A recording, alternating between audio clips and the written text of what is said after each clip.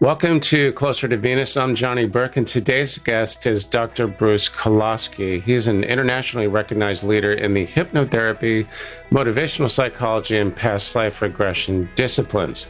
He's also the author of Your Journey Was Never Meant to End. Today, we will be talking about past and parallel lives, the multiverse, and the possibility of reincarnating into the past. Dr. Bruce, welcome back to the show. Thank you, Johnny. It's a pleasure to be here, as always. Excellent. I believe it was number 4. Now we're on number 138, I think. So great. So why don't you, for a refresher, tell us, how did you find yourself exploring past lives and reincarnation? Well, the way I did, I grew up in an aviation family on Long Island. Okay, I'm going back to the 1950s. My father was a fighter pilot during the Second World War. And he was one of these, I guess you call a Renaissance man. He was interested in everything. He used to use hypnosis to help he was a flight instructor. We owned an airport right after the war, too.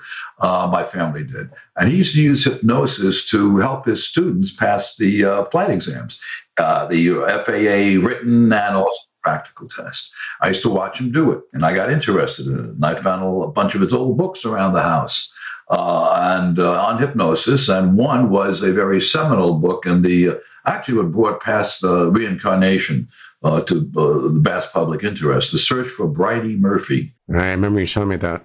Yeah, Maury Bernstein is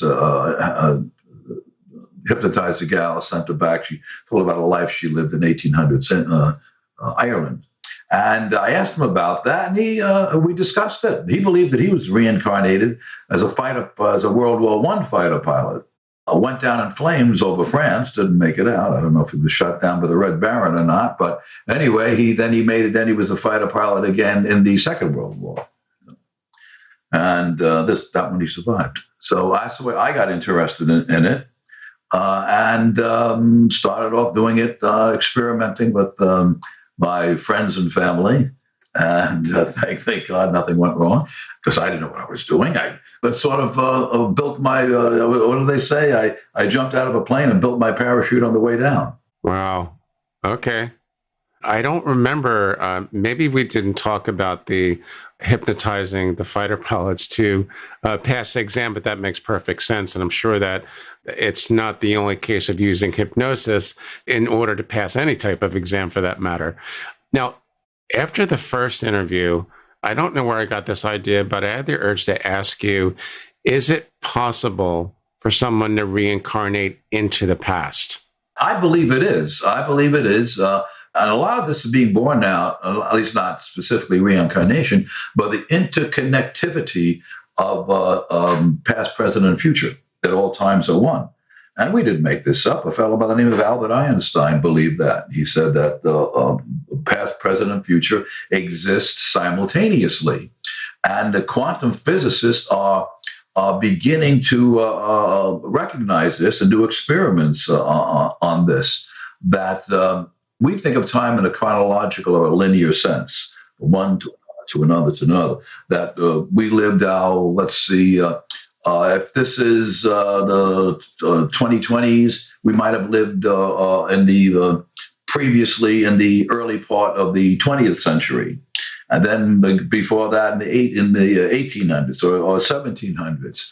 But and that your lives proceed chronologically or linearly in that way. But there's many who believe, and I'm one of them, that we kind of jump around. We can jump around. But maybe the next life can be back in the 1500s. Wow, that would actually be pretty cool if it was possible. And I've heard the idea of everything is happening all at once. I remember I interviewed a woman who her name was Holly Duckworth, and I believe she was a student and perhaps, I guess, an acolyte of Dolores Cannon. And she was saying there are no past lives because they all happen at once. It's as if you could take the scale, like this is, let's say, the Middle Ages, this is the present, and it's basically shifted this way. And I thought, I don't really know how to imagine that, but apparently people that have had those experiences with the past life memories and the near death experiences, they say the same thing about time. It's not like we know it here. Yeah, and she's right. I agree with her. There is no such thing as past, but we use that as a term because people can wrap their heads around that. You're not going to change it now. You're not going to change people to think of simultaneous or even parallel lives, although we may discuss it. But we humans live in a world that is chronological in order. So that's a term that serves as past lives, but it probably really isn't past lives. Only yesterday, it's synchronistic. This would have come about from a Nobel Prize winner from University of Cambridge on how the certain quantum physicists, certain quantum physics experiments might indicate that the present can influence the past on a quantum basis. It's called retrocausality. Fascinating article. But again, this is happening on a quantum basis. So it brings a lot of things into play if that's indeed the case. I would think so. And I was just about to ask about that. Past lives versus parallel lives. I've had a variety of people on the show, and we've talked about, in some cases, dreams, where a dream life can present an existence where whoever is asleep, and I guess in deep REM state sleep, where they experience an environment and people that are familiar, but they've never physically been there. And the last time I asked a speaker about that, she said that's most likely a parallel life. Now, do you, in your work, when you do the past life regression and life between lives, which we'll discuss in a moment, have you had any instances of someone describing what sounds like a parallel life? Yeah, all the time, and that's what first introduced me to parallel lives. Parallel lives was a concept that was first introduced by a friend of mine, as a matter of fact, back in the 1970s. It was very little known about it. His name was Dick Sutphin. Dick was one of the big names in this field of reincarnation of past life. Dick was before Brian Weiss. Let me put it this way. Dick was originally an ad man on Madison Avenue, and he wrote a book on "You Were Born Again to Be Together." I think that's the name of the book. And in it, he did speak about parallel lives. And the theory behind that, between parallel lives, is that I could be living right now. I'm living here in sunny Southern California, well, not so sunny today, near the beach in Huntington Beach, Surf City, USA. But there is also another me, part of my soul, who might be living in Timbuktu and having a lifetime there. Doesn't mean we're the same age, but we could overlap. And this all comes from the concept of the oversoul. And the theory behind the oversoul is that we just don't have one soul. Our soul are segments of a larger soul unit that all comprise. Johnny Burke is a part of a soul unit, an oversoul, not to be confused with soul group. But this is so there may be hundreds of soul segments or fragments.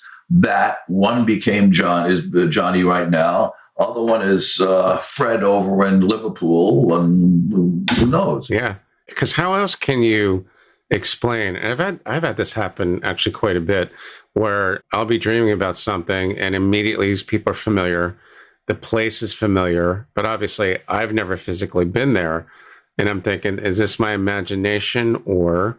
And I brought that up to several people, and they said, well, I've had that experience too. I'm not really sure what it is.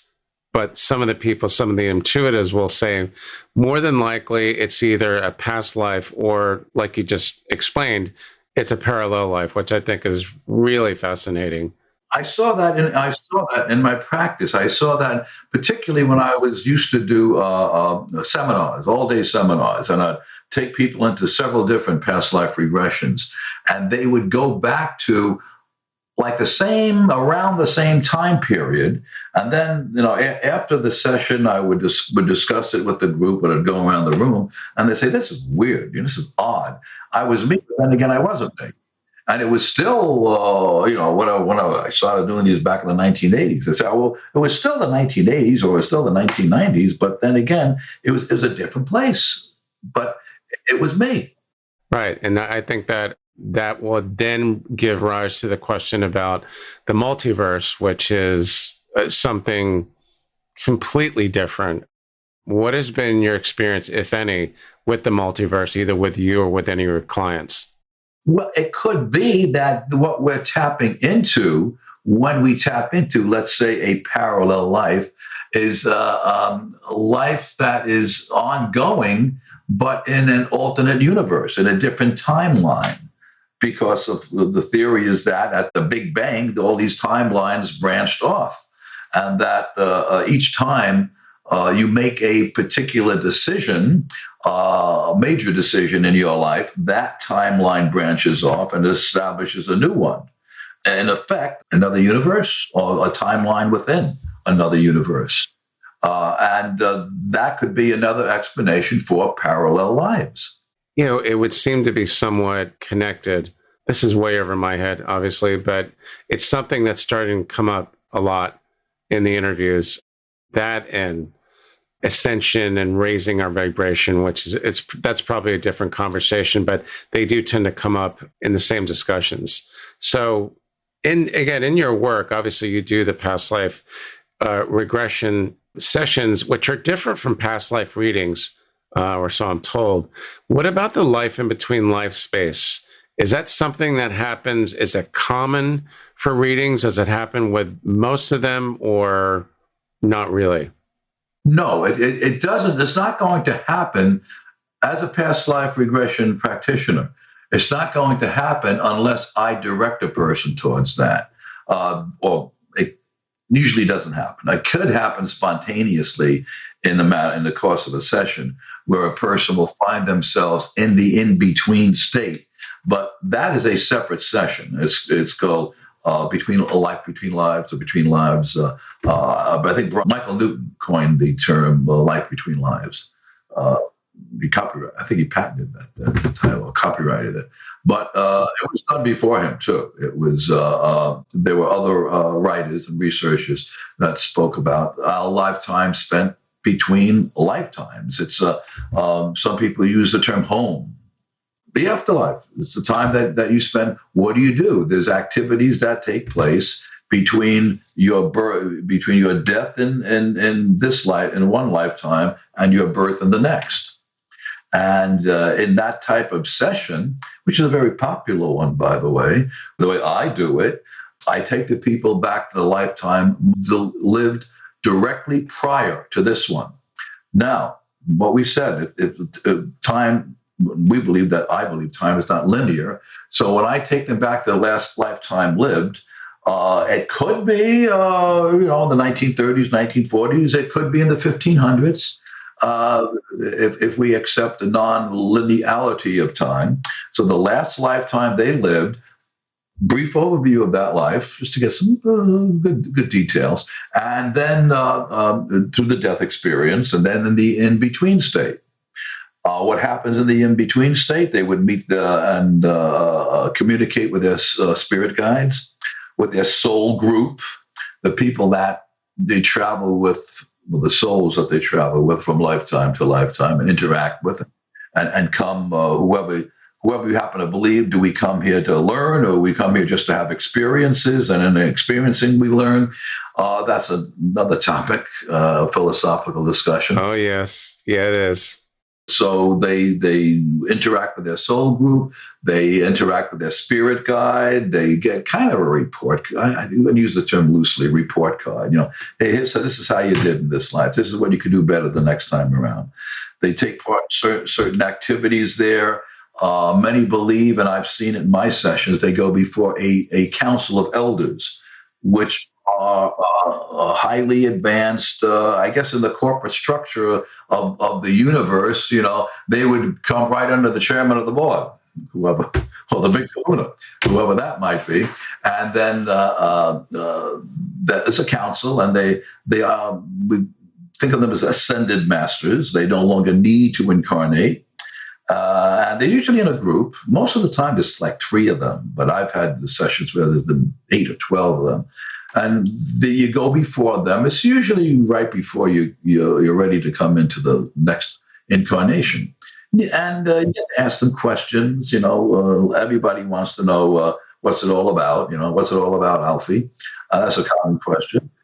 And was my whole purpose. What can I be doing? What did I do? Should I have done in that previous life? And since all time is one, they also know what's going on in this life. So what can I be doing better in this life or to more fulfill my life? A whole bunch of different questions. They may help you. They may help you plan your coming lifetime, or you could experience yourself planning your coming lifetime with your soul group or whoever you're meant to live it with. You're writing the scripts, like a bunch of script writers get together up in Hollywood and write a script. And you get to, in a between life state, you get to see your different choices, because you do have choices. Hey, I don't know what I want to be this time. Let's say I want to be a female, a buxom blonde that looks like Marilyn Monroe the next time around, or maybe I want to be a burly truck driver, or whatever. I want to live in this part of the world, and you make plans to do that. And who you gonna play these scenes with? It's amazing that no matter who I ask about this, about the in-between space, the details are obviously going to vary, but the mechanics, like you just said, it's like casting a movie. It happens with every single discussion. You talk with you meet your soul group, your soul family. You made it sound as if they're script writers, and it's almost like someone's your agent and said, you can play this movie or this movie, but the roles available are this, this, and this. Well, that's the way it does seem to happen. And you also can change the script. We have a friend who's a script writer up in LA, and she writes for some of the shows on TV. And a lot of times they'll send her out on location because they're going to do a rewrite right there. So that's why I personally don't believe that everything is predetermined. Some of my colleagues disagree with me. They believe that your life is predestined. I believe that it's like a Hollywood script. It's not set in stone. It's going to follow a certain pattern, but it can be changed. I've heard both as well. One of the things that came up recently with a medium, and we were talking about the in-between space, she seemed to be under the impression that in order to ascend, we have to take on difficult chores, difficult obstacles, difficult lives in order to ascend to the point where we don't need to come back anymore.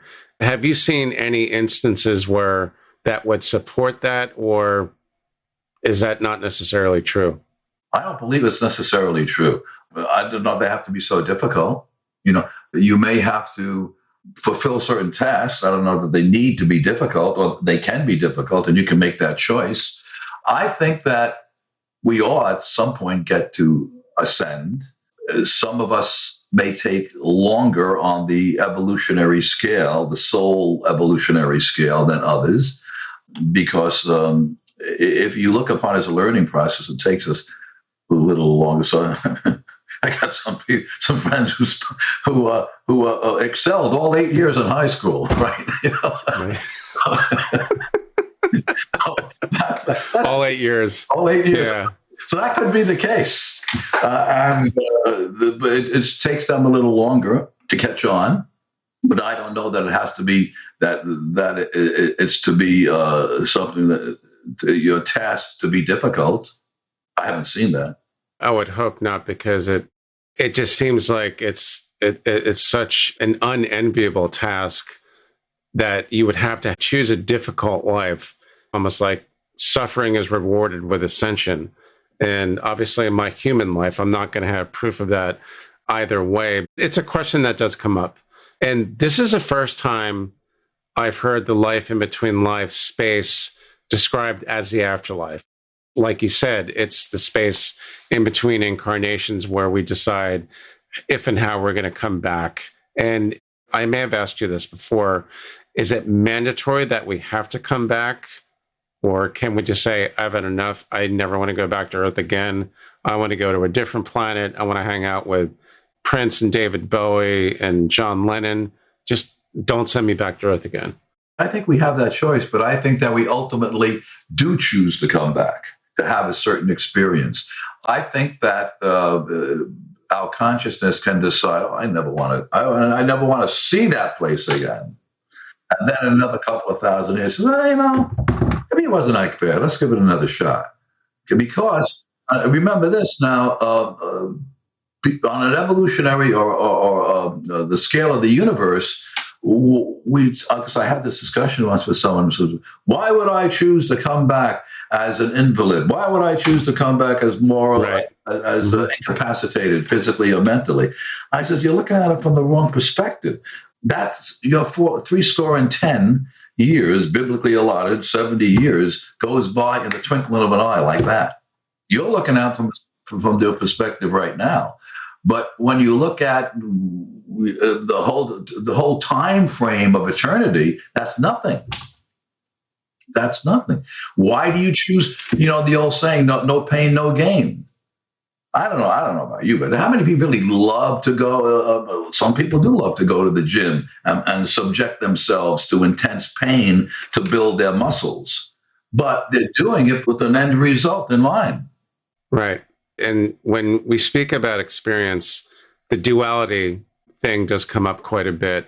In order to really understand the murderer, you have to understand the victim, that type of thing, which it's a bit complex, just to say the least, but it is. And in order to see the light, you need dark, right? In order to see the light, you need shade. And in order to understand good, you have to understand evil and so on and so forth, because if there were no obstacles, it would be a vanilla life and we wouldn't learn anything. That's what it seems like.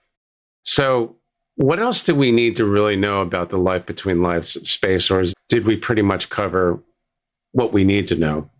I think we pretty much covered it, Johnny, the life between life state. That it's different. There are certain commonalities in experience, but it can be different for everybody. Time-wise, we think of in Earth years, like between incarnations, someone came up with a figure that there's about 60 to 70 years, so that Earth years. So that means that for 60 or 70 of those Earth years, you're in some in-between state, between lives. But I guess it can happen faster because there have been reported cases, particularly if you look at the work of Ian Stevenson, where the soul seemed to come back around within about a year or two. But these are usually people who've been, we use the term died before their time. What was their time? Violently murdered, and they come back again. Right. Now, what are some of the experiences that really stick out that would be like a good teaching point for people that want to learn more about this? Well, the experience of that one, and this is a fairly recent one. She was molested by both her father and her brother in this life. And then when I took her back to, we did several different sessions. I did a karmic connection session with her. It takes her back to the lifetime that is directly responsible for this particular lifetime. And in the previous life, she was also molested by the same souls, which were then also her father and her brother. And so what in the between life state, what she came up with was that she had to learn she gave them a chance, okay, for them to make things right with her. They didn't take that chance. So, but that's not on her. She took that on herself this lifetime and suffered intensely because of that. And then just by going through that experience, she was able to release all of that. Like, what do they say? Fool me once, shame on me. Fool me twice. No, fool me once, shame on you. Fool me twice, shame on me. So, right. Now, what are some instances of clients that go back to a past life where they were the bad guy, or they inflicted harm on someone, and how is that related to what they're experiencing in this life? Here's a strange thing about it. I don't want to call it funny, is that we love to, in our culture, particularly in the Western culture, we are enamored by crime and punishment. That probably does not exist in the within the realm of reincarnation. That who are you punishing? Think about it. What are you punishing? You're not punishing the body. The body is gone, so there is no punishment. There is you may choose to experience. Your soul may choose to experience the flip side of the coin, but it's not being made to experience that as a punishment. Unfortunately, in this case, the people who want to see Hitler punished for his myriad crimes, maybe that was just something that was part of the movie. So this particular soul is going to come around this time and be conceived of as the most hated man in history, who caused untold misery and harm. But that was just part. That was just part of the role. It was part of the play. Because at the same time, there was a whole generation that arose to combat this and brought some very, very good things into this world too, spurred on by this particular soul's evil doing. But then again, the soul didn't do the evil. The entity or the person that it became did the evil. So I don't think souls. I have seen no indication that souls are inherently good or bad. They're neither inherently good or bad, is what you're saying. Yeah, they're not inherently good and they're not inherently bad. They just are. Right. The experience, which again goes back to the question about duality, seems to be the most logical explanation, which maybe, again, that was part of the movie where they have to experience both the dark and the light. Of course, we're never going to know that until we all cross over. But for the takeaways from this, what are the most important ones for the clients and just for the rest of us who are curious about, what really happens to us when we die and what happens next and so on? I think the takeaways of something like this is that we probably have a multitude of choices in the lifetimes that we're going to experience. And I think it all comes down to experience. We get to choose what we wish to experience from lifetime to lifetime. And I think we can, and I believe that we can choose to have that experience in chronologically in different time frames, if that would suit us. Resonate with with the Roaring '20s, the 1920s. We can get to go back there and live it again. Maybe not as the same person, maybe as a different person. Right. And the experience doesn't that have a lot to do with how that's going to benefit not only that one soul, but for the soul group as well as an entire unit? One of the reasons that people posit about not being able to reincarnate into the past is the fact that then you'd have to get the whole soul group together and to agree on something like this. They have to agree on it. Yeah, Uncle Harry's going to say, "No, I've been there, done that. I don't want to go back there again. You go back there again." So then that has to be worked out. So maybe that's where parallel alternate universes come into. Or maybe you get to say, "Okay, well, Uncle Harry, then I don't need you this time around. Well, find somebody else. Go ahead. You go to on your vacation. You go to Jamaica. I'm going to go to Hawaii, and we'll see each other when we get back." Right. Exactly. As an analogy.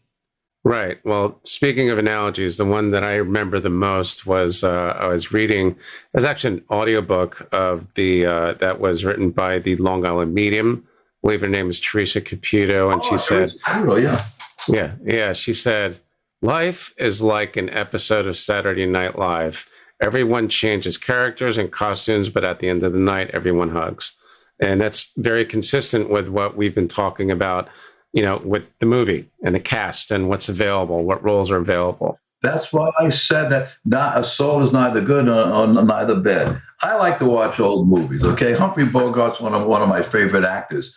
Bogart has played saints and he's played sinners, but that doesn't mean that was the character who was that. That doesn't mean the bogey was that in real life.